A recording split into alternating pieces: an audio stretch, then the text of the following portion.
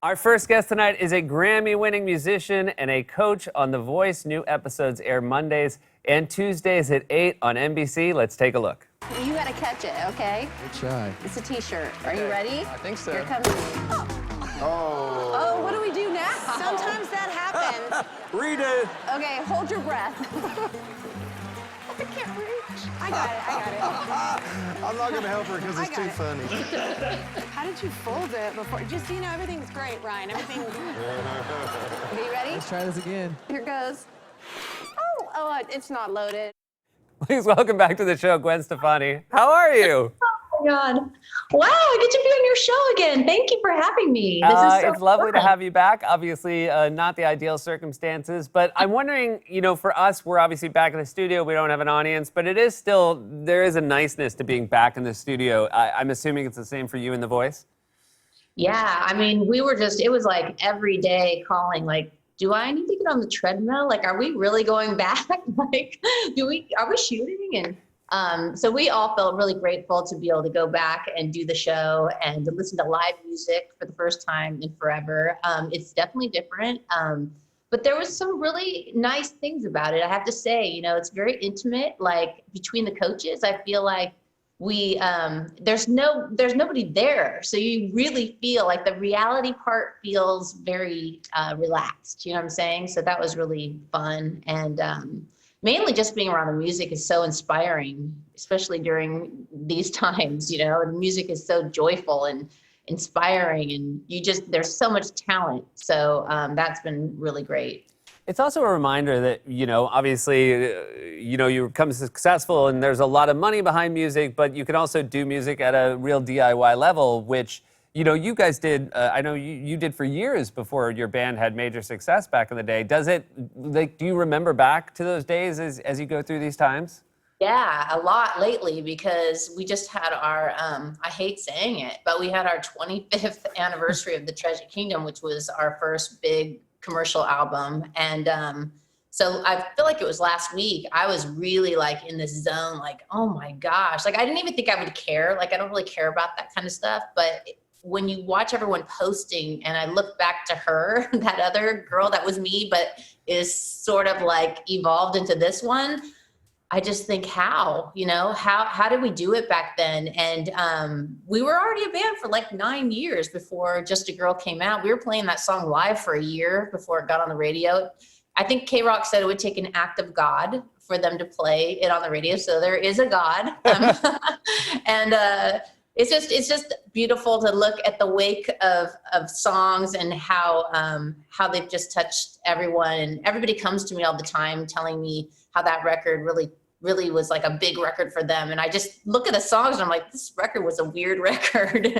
And it was so my story. So I'm just really grateful. Really grateful. It's I think this is right. Was your brother the one who was behind the idea of doing a ska band? Is that who had the idea my for it? brother was the one that discovered this band called Madness, Sure. which was a ska band. And basically when we got into Madness, it got us into all the other ska bands that were happening in the late 70s, early 80s. And then we were like the third wave of that.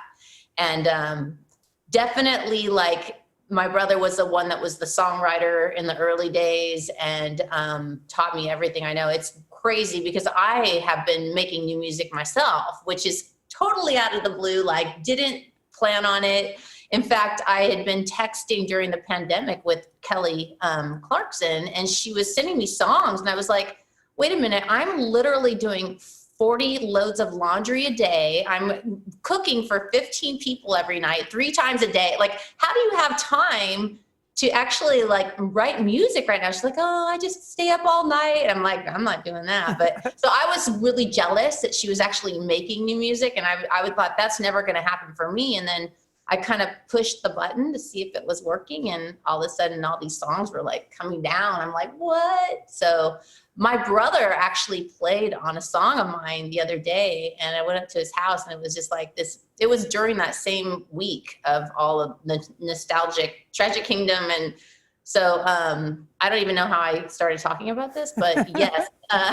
Well, it is nice. I mean, it's very nice. I think it's very. My brother is like my biggest hero, and so he's an amazing artist and talent. I know your parents were really supportive. What was their first reaction to like the No Doubt sound when they first heard it? My parents, my parents were really musical growing up as well. Like they were really into folk and bluegrass, and they used to take us to these like weird festivals where people would like streak and wear overalls, and it was just like very hippie, like when we were kids. That's what I remember. So there was a lot of music in the house. My dad played guitar, piano. But they were just always super supportive. I mean, they let us use the garage. And then when my brother actually moved out of the house, he moved into my dad's house that he grew up in, where my grandparents, after they passed, and that was the band house. That was the Beacon Street house that is kind of famous now. You can go by and see it. It's in Anaheim, where we wrote all the songs. And they were very strict with me. So when we would be playing up in LA, like back in the day, and I lived at home till I was 26, but they would come to all the shows because they needed to chaperone me. Like they didn't trust us. And so I can remember the first time we played at like the Roxy and the Whiskey, like they were there, with the camera filming. I have really cool parents. They're very weird in a very normal way. And I just feel lucky to have that. That's great. That's a lovely thing to hear. Another, when you talk about how much happens in 25 years and what a weird path it takes, you and Blake just won a CMT award. I mean, which is, again, you wouldn't think listening to Tragic Kingdom, this is someone in 25 years who will be winning an award for a country song. Did it feel surreal to you too? When you say that, I get shocked. And I also think about this a lot. I love to play this game with myself where I picture myself in my voice chair, right? Because I didn't know Blake Shelton existed before I went on that show. Meanwhile, he's literally like one of the biggest, 27 #1 radio hits. He's insane. So I just always like to picture myself and think about before I knew him and that first season I didn't know him at all. And then like imagine that now like he's my boyfriend and I won a song on a country. Like it's too hard to imagine. Like it's inconceivable that we would even know each other and be friends, let alone do music together. But at the same time, it's like we have so many things that come together and we're the same, even with music. So being on those records were so much fun. The community, the whole country community was so welcoming to me. And there is a lot of cross-pollination going on in music in all different genres. And I feel like in my whole career, I've been, I don't know why, so lucky to be able to bounce in different genres. And, back in the day, being on an Eve track, being on a Moby track, like it's just so incredible because music is so, it brings us all together in so many ways. So sometimes boundaries and genres don't really mean anything. It's really about the story and the song and the heart and the message. And so I've just noticed that being able to go in country music and just go to concerts and see Blake's audience. And it's just so different, but yet so the same. So with that said, I would be really impressed if you could win a ska award for Blake. I think Blake is looking into doing a ska record next. There we go. I was going to produce it and write it, so we'll see how that goes. I know you also are doing some Christmas music as well. That must have been a fun sort of departure from the norm as well. That is my favorite thing I've ever done, honestly. Really? It sounds crazy. Yeah, because there was something about writing a Christmas record where you didn't have the boundaries. Like you could kind of be cheesy or like you could write within a theme. And I never really did that before. There was less pressure in some ways. But then when I look back at the record and the original songs on the record, they're quite deep. Like there's a song on there that I wrote on Blake's ranch that is almost like it literally was a spiritual moment where I was running on the ranch. And I said to myself, I'm going to run and I'm going to pray. So I'm going to get my spiritual exercise and my physical exercise at the same time. And this song just like literally came through. I started running back to the ranch to get my phone so I could like not forget it.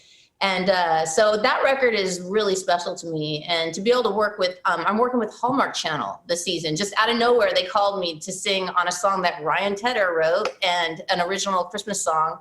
And then I got to do Sleigh Ride, which is a cover, and those get added to my record. So that came out of nowhere and been really fun to work with Brian. He's so talented. Oh my God. And he recorded my vocals. So it's Christmas already in my house. Well, I'm And glad to hear yours it. as I think well, we're if you all want looking Hallmark forward to it being in all of our houses. I And, know. it's so great to see you as always. Congrats on another season, and really just hope to see you soon. I miss being in New York. I want to come back. We'd like But you to yes, come back. Thanks for having me.